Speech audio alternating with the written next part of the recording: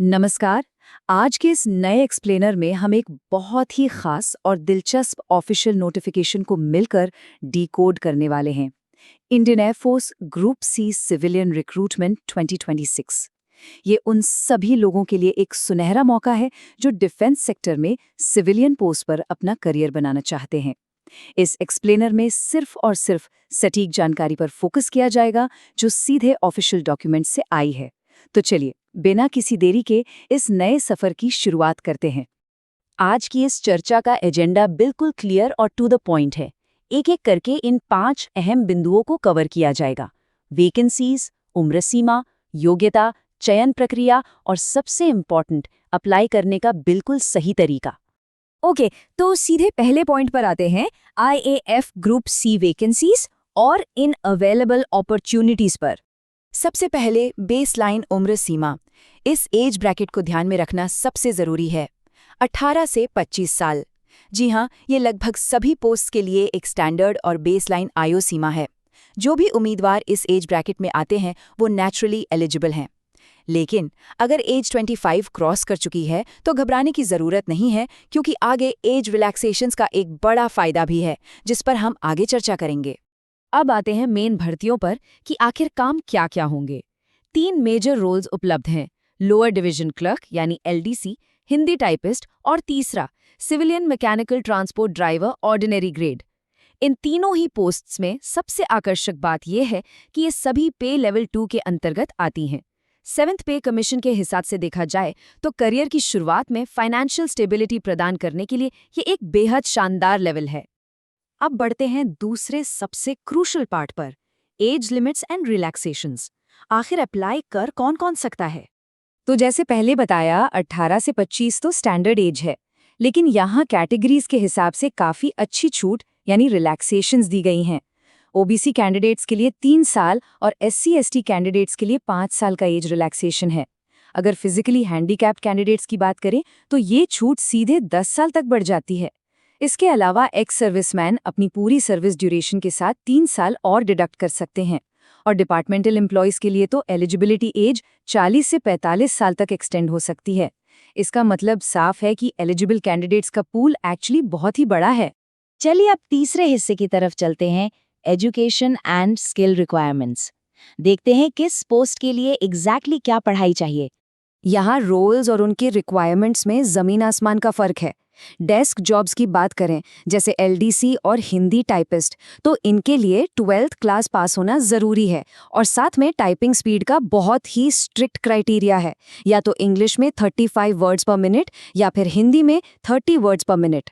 दूसरी तरफ transport driver post को देखिए, वहाँ सिर्फ 10th यानी मैट्रिकुलेशन पास होना चाहिए, लेकिन वहाँ एक वैलिड सिविल ड्राइविंग लाइसेंस और हेवी या लाइट मोटर व्हीकल ड्राइविंग का 2 साल का प्रैक्टिकल एक्सपीरियंस होना ही चाहिए।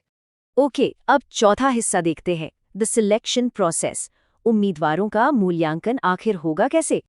इसे बिल्कुल ध्यान से सुनना होगा। फाइनल सिलेक्शन प्योरली, जी हाँ, 100% रिटन टेस्ट के मार्क्स के पर डिपेंड करेगा।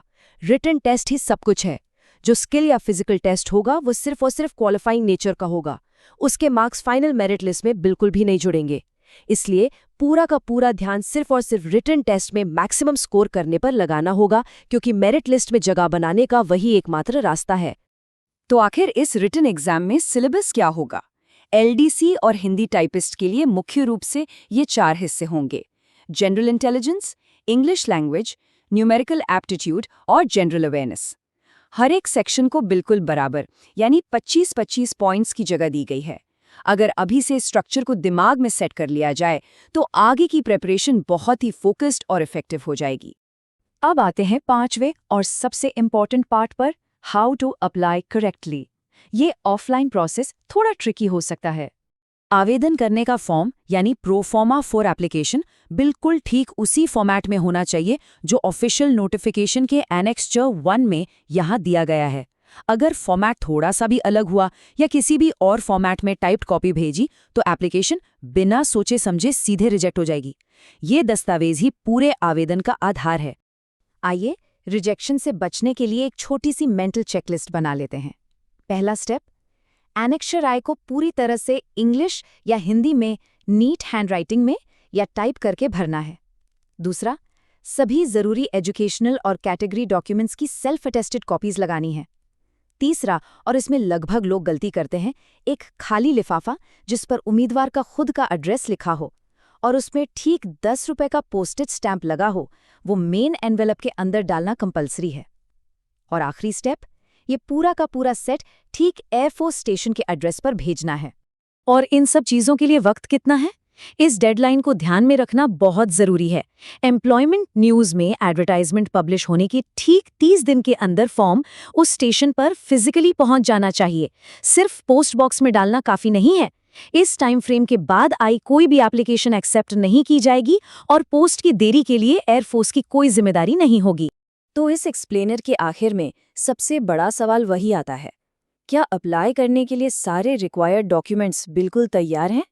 क्योंकि अगर नहीं, तो बिना एक भी दिन वेस्ट किए इन्हें फौरन अरेंज कर लेने का यही ठीक समय है, इससे पहले कि ये 30 दिन की छोटी सी विंडो हमेशा के लिए बंद हो जाए। एक ऑफलाइन प्रक्रिया में छोटी सी चूक भी रिजेक्शन का कारण बन सकती है। सतर्क रहिए, डॉक्यूमेंट्स रेडी रखिए और इस शानदार अवसर का पूरा लाभ उठाइए।